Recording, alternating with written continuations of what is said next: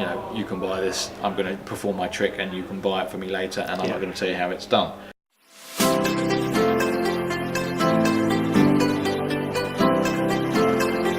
Hello and welcome to another one of these episodes where I'm interviewing someone very interesting.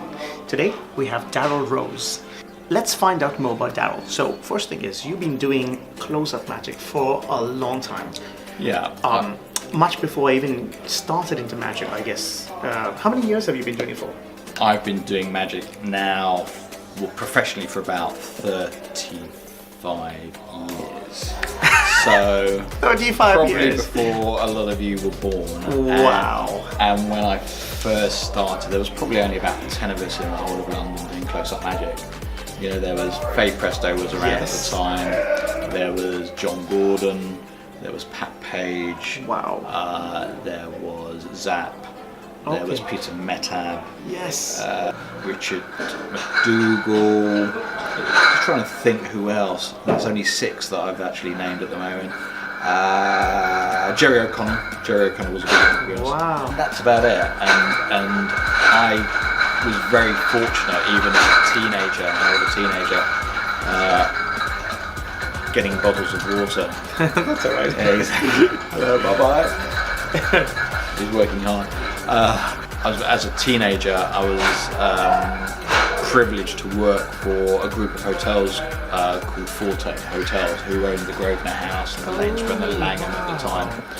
And they had an entertainment agency called Grosvenor Productions. And I was very fortunate. I became one of their youngest acts.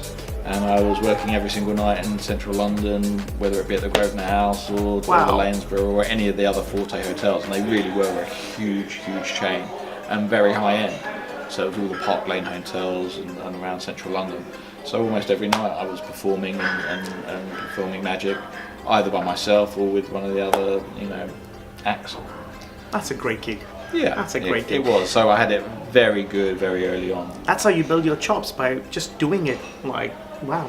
Yeah. So in terms of the evolution of close-up magic, what do you say has things changed, or is it the same thing? I think the act of close-up magic is exactly the same.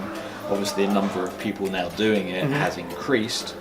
A lot of close-up magicians only really think about themselves.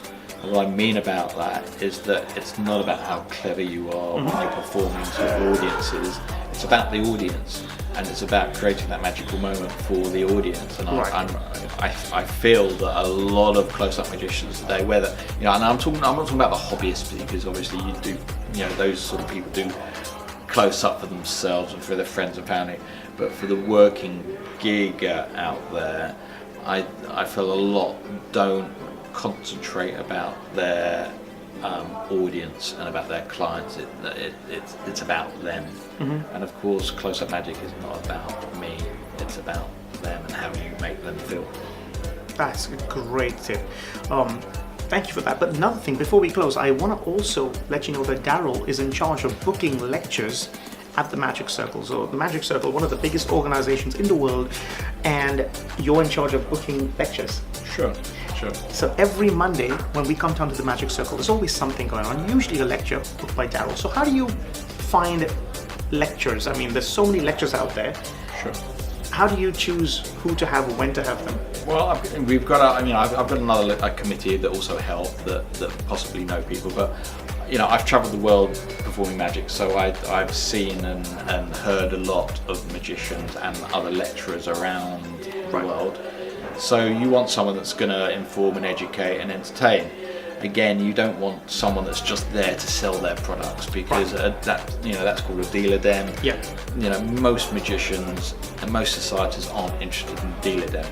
I want every member to get at least one thing out of a lecture. Right. So whether it be a new slides or a new way of saying something, a new way of handling, rather than just, you can buy this, I'm going to perform my trick and you can buy it for me later, and I'm not going to tell you how it's done.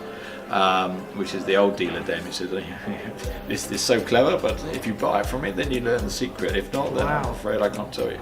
So, you know, at the Magic Circle, we have to be diverse. We have to appeal to everyone. You can't please 100% of the people 100% of the time.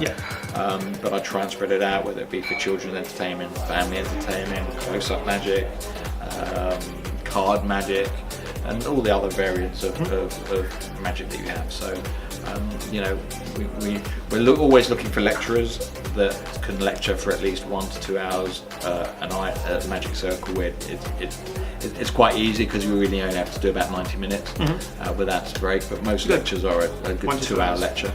So I think if people watching this and you say, do you know what, I want to start lecturing, I've been a magician for a while, and Darryl's a person to get a hold of. Is it okay for me to put your details down in the video below? Sure, no problem at all. Perfect, excellent. Well, thank you very much, Darryl, for this. I hope you enjoyed watching this video. Don't forget to like, comment, and subscribe to the channel. And I'll see you guys next time. Bye-bye. See ya.